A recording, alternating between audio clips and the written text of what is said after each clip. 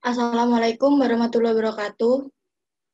Waalaikumsalam warahmatullahi Waalaikumsalam wabarakatuh. warahmatullahi wabarakatuh. Waalaikumsalam warahmatullahi wabarakatuh. Kami dari kelompok 3 akan membahas materi tentang etika, legalitas, dan hubungan manusia dalam penelitian. Sebelumnya, saya akan memperkenalkan anggota dari kelompok 3. Yang pertama, Nisa Nurmalasari, saya sendiri Yuan Melina Rahma, dan Elok Putri Utami. Next.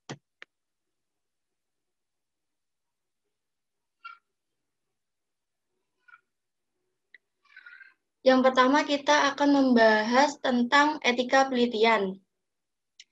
Etika itu sendiri merupakan konsep yang mengarah pada perilaku berdasarkan nilai-nilai norma, moralitas, pranata, baik kemanusiaan maupun agama. Sedangkan penelitian merupakan kegiatan memperoleh fakta-fakta dari suatu pengetahuan dengan cara mengumpulkan, mencatat, dan menganalisa data secara sistematis berdasarkan metode ilmiah. Jadi, etika penelitian ini merupakan suatu ukuran dari tingkah laku dan perbuatan yang harus dilakukan oleh seorang peneliti dalam memperoleh data-data penelitiannya yang sesuai dengan adat istiadat serta kebiasaan masyarakat di tempat ia meneliti. Maka dari itu, di dalam penelitian perlu adanya etika. Hal tersebut karena agar tidak ada seorang pun yang dirugikan atau memperoleh dampak negatif dari kegiatan penelitian tersebut.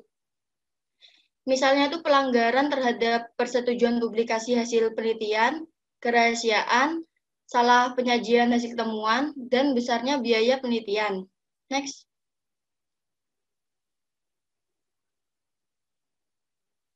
Yang selanjutnya yaitu prinsip dasar. Peneliti dalam melaksanakan seluruh kegiatan penelitian harus memegang teguh sikap ilmiah serta menggunakan prinsip-prinsip etika penelitian sebagai berikut. Yang pertama yaitu peneliti mempertimbangkan hak-hak subjek untuk mendapatkan informasi yang terbuka berkaitan dengan jalannya penelitian.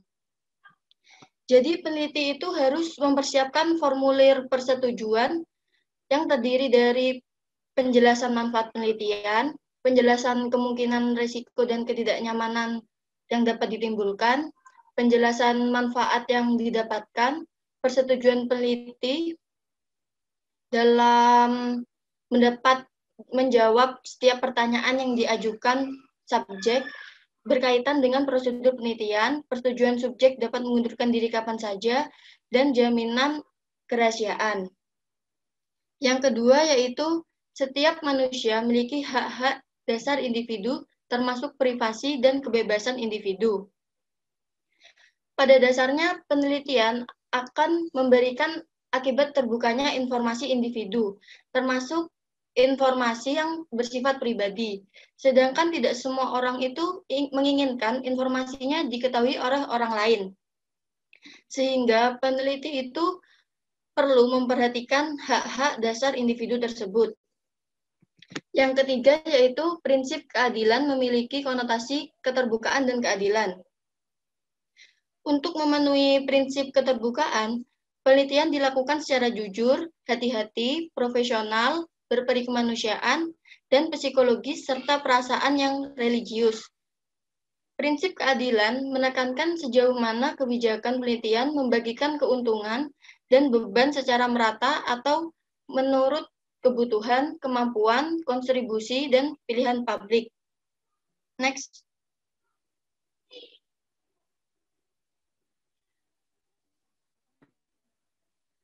Sebuah penelitian mempunyai fungsi ganda, yaitu akademik atau teoritis dan terapan atau aplikatif. Akademik atau teoritis ini merupakan hasil atau temuan sebuah penelitian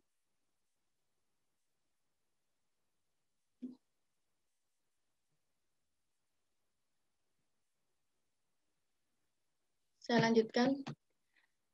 Akademik atau teoritis ini merupakan hasil atau temuan sebuah penelitian jenis apapun dengan metode apapun pada hakikatnya adalah merupakan temuan akademik, yang berarti merupakan sumbangan teoritis bagi pengembangan ilmu yang bersangkutan.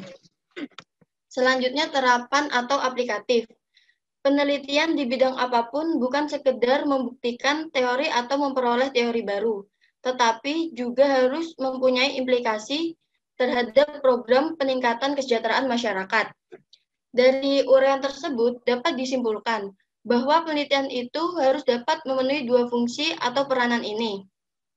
Yang pertama yaitu pengemban ilmu, dan yang kedua pengemban kesejahteraan masyarakat.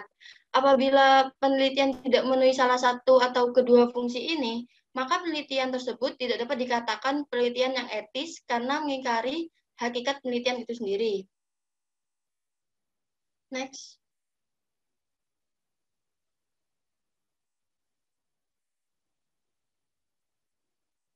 Selanjutnya yaitu etika dan kualitas data penelitian. Agar kita sebagai peneliti memahami, apabila kita sebagai peneliti, kita itu harus memahami pentingnya memperlakukan responden dalam rangka memperoleh kualitas informasi yang baik dan akurat. Maka dari itu, perlu menyadari bahwa dalam pengambilan data atau informasi, itu akan menimbulkan ketidaknyamanan pada responden.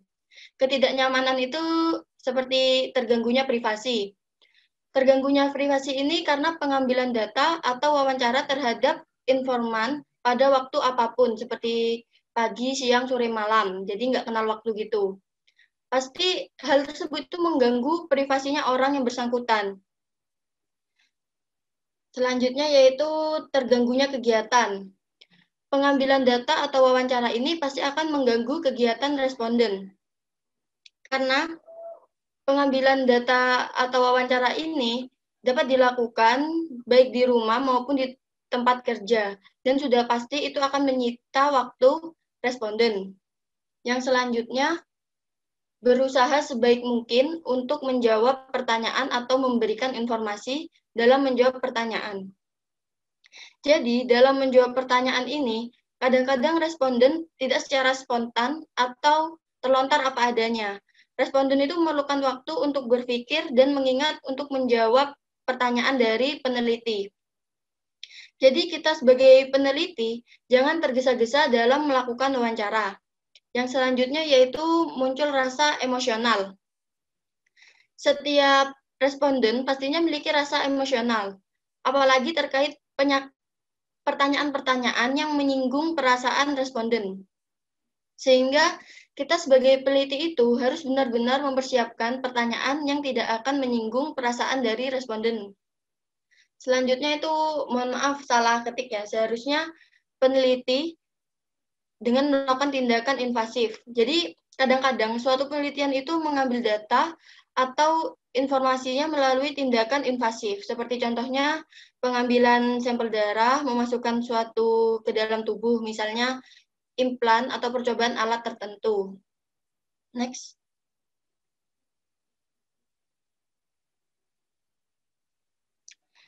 Yang selanjutnya itu pelanggaran etika dalam penelitian. Seorang peneliti tidak boleh melakukan penipuan dalam menjalankan proses penelitian. Pelanggaran ilmiah yang bisa terjadi pada seorang peneliti yaitu yang pertama, fabrikasi. Fabrikasi ini merupakan rekaman atau presentasi dalam format apapun yang menggunakan data fiksi. Biasanya fabrikasi ini bisa berupa pemalsuan data dan metode penelitian. Jadi fabrikasi ini sering terjadi karena adanya keinginan untuk memenuhi target, keterbatasan waktu, keterbatasan biaya, atau adanya persaingan antar peneliti. Yang kedua yaitu manipulasi. Manipulasi ini bisa disebut juga pemalsuan. Ada beberapa seorang penulis yang menyebut dengan falsification sebagai research fraud. Seorang peneliti dilarang memalsukan atau memanipulasi data untuk menghasilkan hasil yang sesuai dengan keinginan peneliti itu sendiri. Yang selanjutnya yaitu plagiat. Plagiat ini adalah mengklaim karya orang lain untuk menjadi milik sendiri. Plagiat ini bisa dilakukan secara keseluruhan berupa salinan atau terjemahan dari makalah orang lain yang telah diterbitkan. Yang keempat yaitu penulisan. Kepenulisan ini perlu diperhatikan dengan baik dengan memperhatikan tata penulisan ilmiah. Selanjutnya, kemubaziran.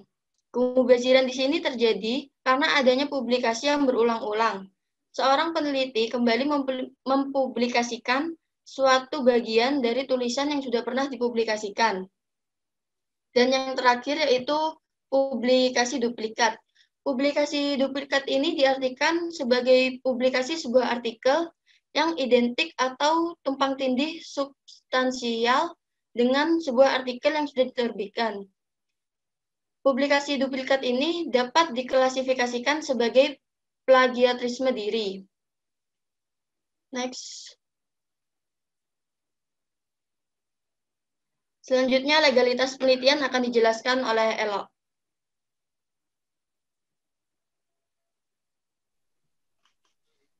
Oke, yang selanjutnya yaitu legalitas penelitian. Apakah suara saya bisa terdengar? Terdengar. Dengar. Oke, kalau begitu akan saya lanjutkan. Legalitas atau legality, menurut KBBI yaitu perihal keadaan sah atau keabsahan. Jadi legalitas itu sendiri adalah suatu hal yang sesuai dengan peraturan perundang-undangan atau hukum mengenai suatu perbuatan atau benda yang diakui keberadaannya. Next. Nah, untuk menghindari kesalahan atau kekeliruan data yang telah terkumpul, jadi kita perlu untuk melakukan pengecekan keabsahan data. Next. Untuk keabsahan data sendiri itu memiliki kriteria sebagai berikut. Mana ini slide selanjutnya? Ya, kriteria yang pertama yaitu keabsahan konstruk, yaitu keabsahan bentuk batasan berkaitan dengan suatu kepastian bahwa yang berukur benar-benar merupakan variabel yang ingin diukur.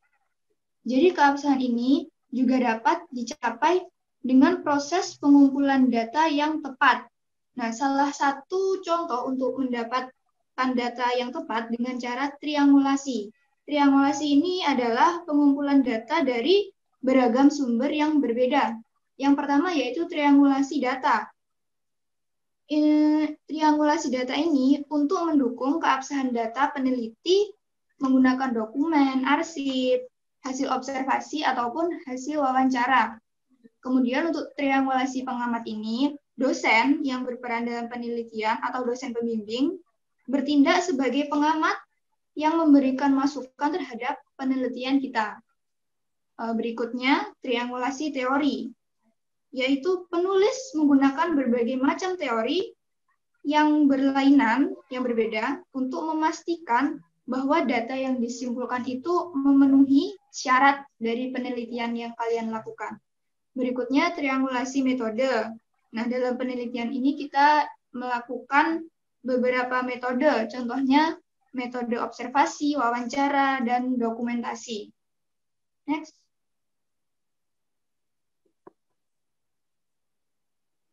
Oke, untuk kriteria berikutnya yaitu keabsahan internal, yakni merupakan konsep yang mengacu pada seberapa jauh kesimpulan hasil penelitian menggambarkan keadaan sesungguhnya. Jadi keabsahan ini dapat dicapai melalui proses analisis dan interpretasi yang tepat.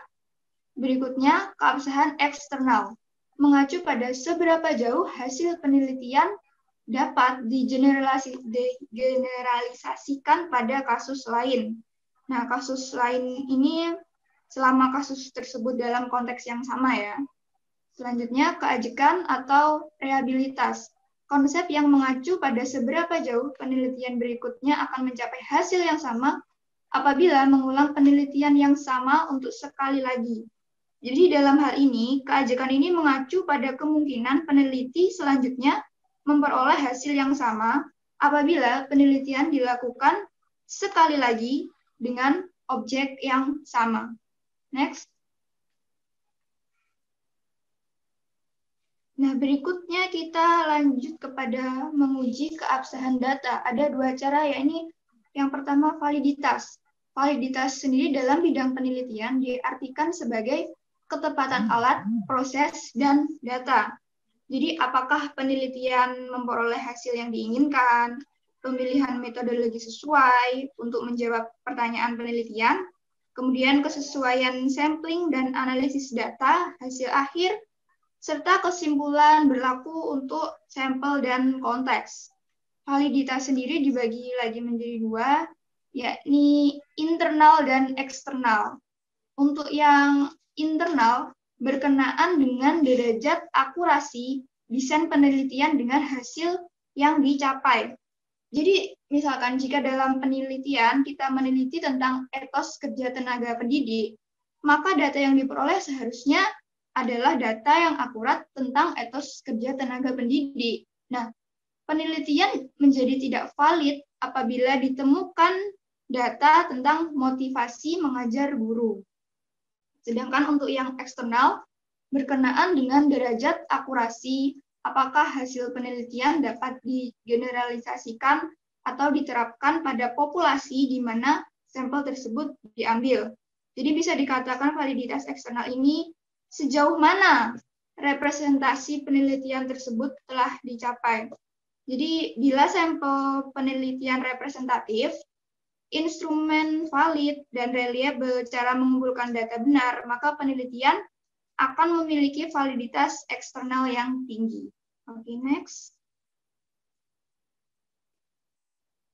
Nah, untuk menguji keabsahan data berikutnya, yaitu reliabilitas. Reliabilitas ini dapat diartikan sebagai stabilitas suatu informasi yang sedang diolah. Jadi reliabilitas ini merujuk pada kemampuan metode penelitian untuk menghasilkan secara konsisten hasil yang sama selama periode pengujian ini diulang. Jadi dengan kata lain, mengharuskan peneliti menggunakan metode yang sama atau sebanding agar memperoleh hasil yang sama setiap kali metode tersebut digunakan. Nah, bagaimana cara kita mendapat reliabilitas itu? Terdapat strategi sebagai berikut. Yang pertama, pengumpulan data relatif lama. Apa maksudnya? Jadi ketika kita mengumpulkan data yang relatif lama, itu akan memungkinkan analisis data kita lengkap. Jadi data secara berangsur akan memungkinkan adanya kesesuaian antara temuan dengan kenyataan. Yang berikutnya yakni menggunakan strategi multimetode. Jadi kita mungkin saja melakukan paduan beberapa teknik untuk pengumpulan data seperti wawancara, observasi, dan lain-lain. Berikutnya yakni bahasa partisipan kata demi kata. Jadi kita mendapatkan data dari kutipan yang rinci. Berikutnya deskriptor inferensi rendah. Apa maksudnya? Jadi untuk pencatatan data itu harus lengkap dan detail. Lengkap dan detail itu bukan berarti dengan menggunakan deskripsi panjang yang tidak ada ide pokoknya. Jadi deskriptor inferensi rendah yaitu kita harus mencatat secara lengkap dan detail. Berikutnya peneliti beberapa orang. Jadi persetujuan data ini dapat dikumpulkan oleh peneliti yang lebih dari satu orang. Berikutnya pencatat data mekanik. Ini kita dapat menggunakan perekam foto, video, maupun audio. Lanjut, partisipan sebagai peneliti. Maksudnya partisipan itu kita yang melakukan penelitian, yakni pengecekan data kepada partisipan untuk wawancara dan melakukan sistematik semua hasil wawancara dan observasi. Ini sama dengan pengecekan anggota seperti yang saya jelaskan barusan. Dan yang strategi terakhir, kasus-kasus negatif. Ini maksudnya kita mencatat, menganalisis, serta melaporkan apabila ada data yang tidak sesuai atau berbeda dengan pola penelitian yang kita lakukan. Seperti itu. Berikutnya, silakan presenter selanjutnya. Baik, saya akan melanjutkan presentasi dari Elo, yaitu yang pertama hakikat penelitian. Nah, hakikat penelitian ini, penelitian merupakan bentuk pembedaan dari kata kerja meneliti yang mengandung makna sebagaimana yang terdapat pada kata meneliti.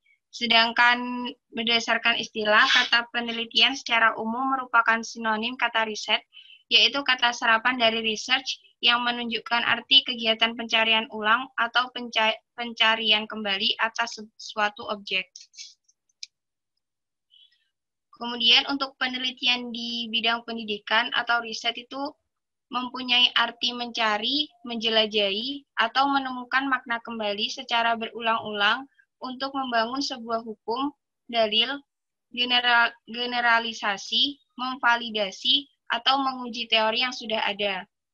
Kemudian untuk tujuannya dari penelitian atau riset, yaitu menemukan prinsip-prinsip umum atau penafsiran tingkah laku yang dapat dipakai untuk menerangkan, meramalkan, dan mengendalikan kejadian-kejadian dalam lingkungan pendidikan.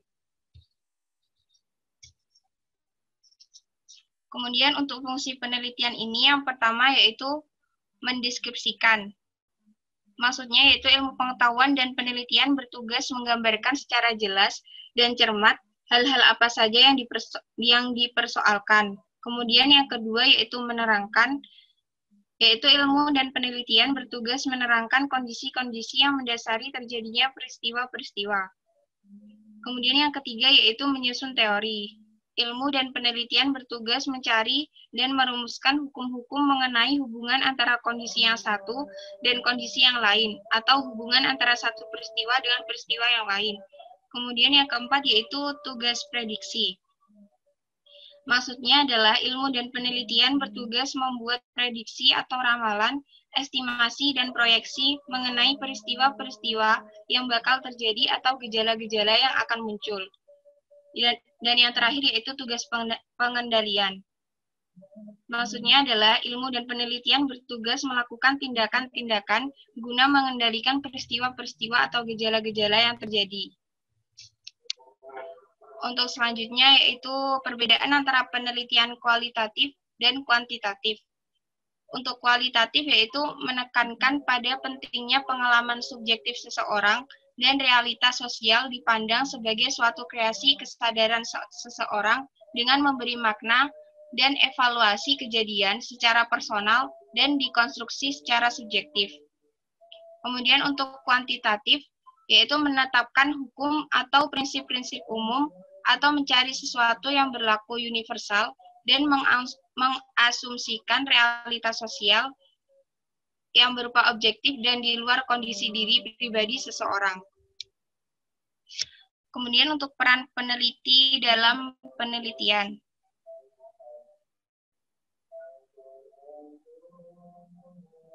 Yaitu yang dalam penelitian kualitatif, peran peneliti ditempatkan sebagai instrumen kunci atau yang bisa disebut dengan a key instrument. Kemudian dalam penelitian kuantitatif, peneliti terlepas dari objek yang diteliti. Sekian presentasi dari kelompok kami. Mungkin ada yang ditanyakan, silakan. Kami membuka 3 pertanyaan. Monggo yang mau tanya. Aku mau tanya. Ya, silakan. Perkenalkan, nama saya Winda, NIM 14. Di sini saya bertanya, bagaimana hukumnya jika seorang peneliti atau suatu penelitian melanggar etika? Udah gitu aja. Ya, terima kasih Winda. Izin bertanya. Ya, silakan. Hampir sama kayak Winda ya. Cuman gini, itu tadi kan sudah dijelaskan beberapa pelanggaran dari penelitian. Nah, kemudian apabila dari ke 6 pelanggaran ini, apakah ada pelanggaran yang paling fatal dilakukan oleh sebuah peneliti?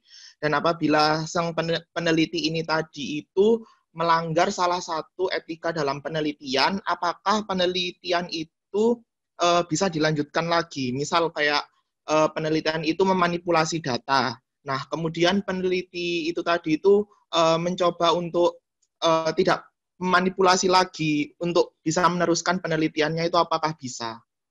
Seperti itu. Terima kasih. Ya, selanjutnya Safira.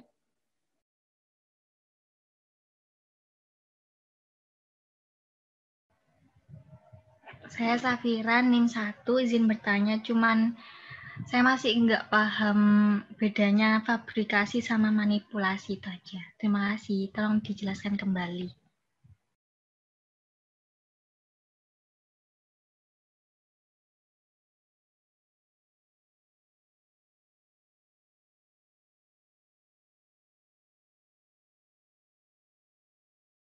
Ya, selanjutnya Estian.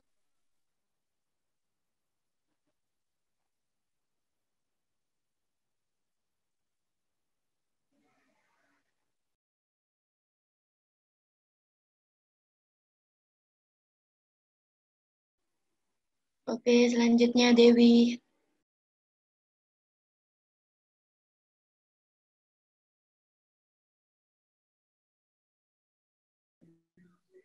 Saya Dewi Kurnia Fitriani, NIM 66. Mau bertanya tentang itu yang di slide terakhir. Tadi kan penelitian kualitatif sama kuantitatif. Mengapa pada penelitian kualitatif maupun itu berbeda? Peran peneliti itu kalau yang kualitatif kan ditempatkan sebagai instrumen kunci. Sedangkan pada penelitian kuantitatif, peneliti itu terlepas dari objek yang diteliti. Itu maksudnya yang kuantitatif itu mengapa peneliti terlepas dari objek yang diteliti. Terima kasih. Ya, terima kasih. Untuk pertanyaan ditulis di kolom chat ya.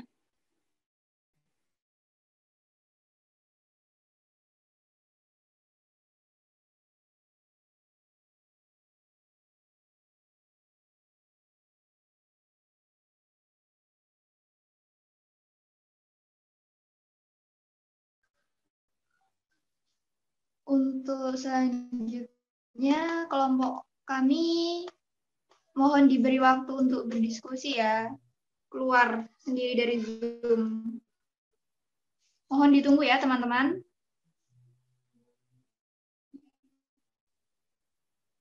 Ya, Ya, sayang.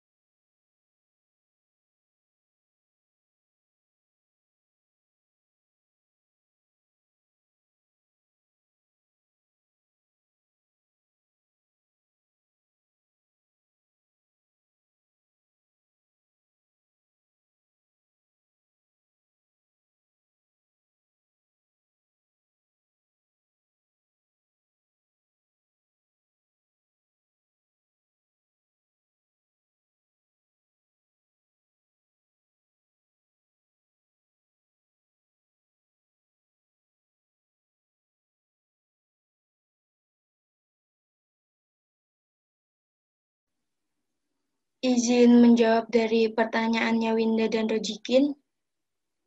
Tadi pertanyaannya Winda kan bagaimana hukumnya jika seorang peneliti atau suatu penelitian melanggar etika. Jadi kan tadi berdasarkan pelanggarannya ada macam-macam, ada fabrikasi, manipulasi, plagiat, dan sebagainya. Apabila pelanggaran terkait etika adat istiadat di daerah penelitian tersebut, maka peneliti akan mendapatkan ceomohan dari masyarakat sekitar. Dan pertanyaan dari Ozi, apakah terdapat pelanggaran etika penelitian yang paling fatal dilakukan peneliti? Nah, paling fatal itu ya kayak tadi, plagiat, fabrikasi, manipulasi. Karena apabila peneliti tersebut terbukti melakukan plagiat dalam penulisan karya ilmiah, itu akan mendapat gelar akademik, profesi, vokasi itu terancam dicabut, dan pembatalan ijazah bahkan hingga ancaman pidana penjara. Terus pertanyaannya, apabila peneliti melakukan pelanggaran, apakah bisa dilanjutkan penelitiannya? Kalau pelanggaran yang tadi kayak fabrikasi, terus manipulasi, plagiat, itu kan setelah publikasi. Jadi penelitiannya udah selesai. Kecuali kalau pelanggaran adat istiadat tadi ya, kayak nggak sopan saat bertanya atau gimana, itu nggak bisa dilanjutkan. Soalnya kan kita membutuhkan responden. Kalau respondennya udah nggak mau menjawab pertanyaan dari penelitian kita, pasti penelitian itu udah nggak bisa dilanjutkan. Mungkin ada sanggahan dari Winda dan Ozi? Udah cukup, terima kasih. Sama-sama. Cukup, terima kasih. Sama-sama.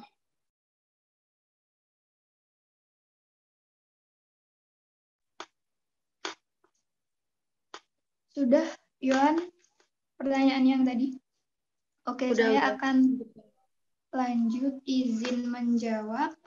Pertanyaannya siapa tadi ya? Bentar.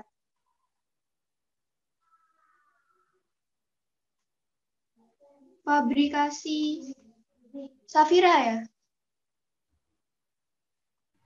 Ya. Oh ya. Nah, jadi antara fabrikasi dan manipulasi, apa bedanya?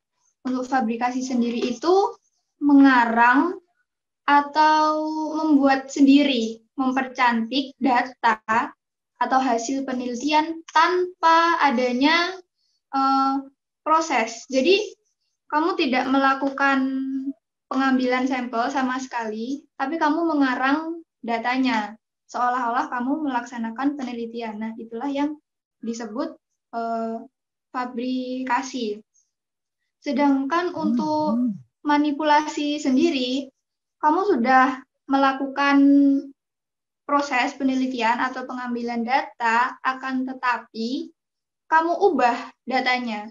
Jadi data yang kamu cantumkan pada penelitian tidak sesuai dengan apa yang kamu lakukan. Nah, itu yang disebut dengan manipulasi. Bagaimana?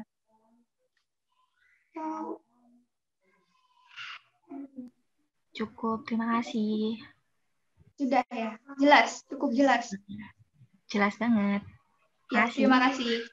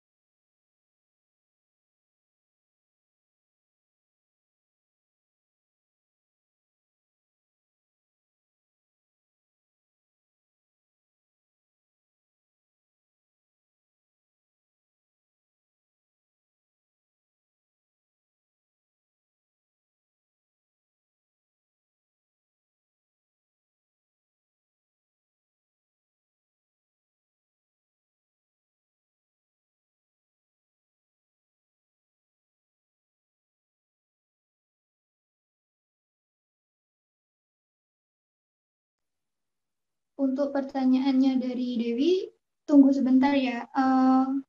Mbak Nisa belum bisa join lagi, karena tadi keluar sendiri Zoom-nya. Ya.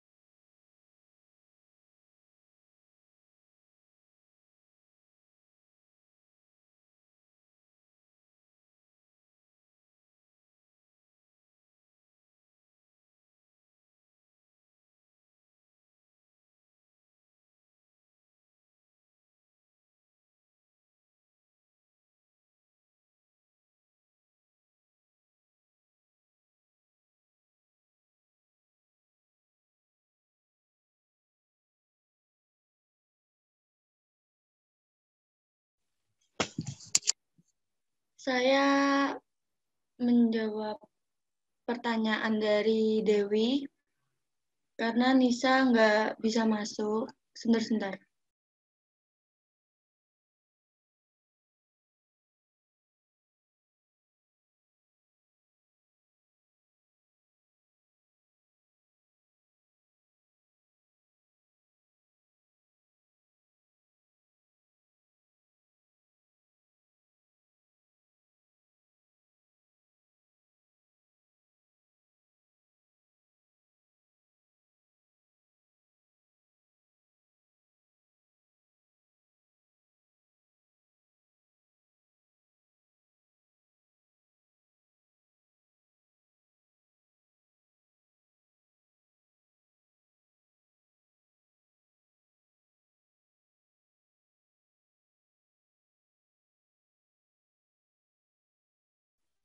Ya, saya jadi menjawabkan pertanyaan dari Dewi. Ini Nisa menjawab via WA ya ke grup kelompok. Itu tadi kan pertanyaannya, mengapa pada penelitian, peran peneliti dalam penelitian mempunyai perannya yang berbeda-beda? Hal itu dikarenakan penelitian memegang peranan penting dalam banyak hal, seperti dalam bidang teknologi, arsitektur, komunikasi, teknologi, dan sebagainya. Secara umum, peranan penelitian sangat penting dengan dinyatakan bahwa penemuan-penemuan penelitian yang akan dilakukan dalam hal-hal tertentu akan dapat dimanfaatkan oleh pribadi. Selain itu juga dapat dimanfaatkan oleh lembaga masyarakat yang bersangkutan, serta dalam rangka memperbanyak ilmu pengetahuan. Pernyataan ini dikemukakan secara tegas dan sejauh mungkin diperkirakan akan bernilai operasional. Maka dari itulah kenapa peran dalam penelitian itu berbeda-beda. Bagaimana Mbak Dewi? Baik, terima kasih. Ya, sama-sama.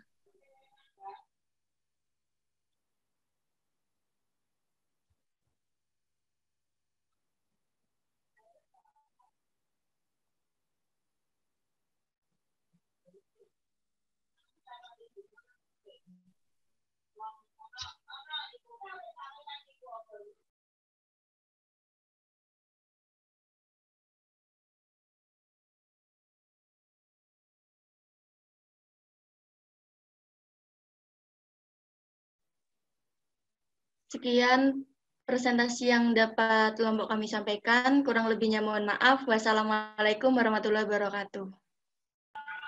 Waalaikumsalam Waalaikumsalam warahmatullahi wabarakatuh. Waalaikumsalam warahmatullahi wabarakatuh.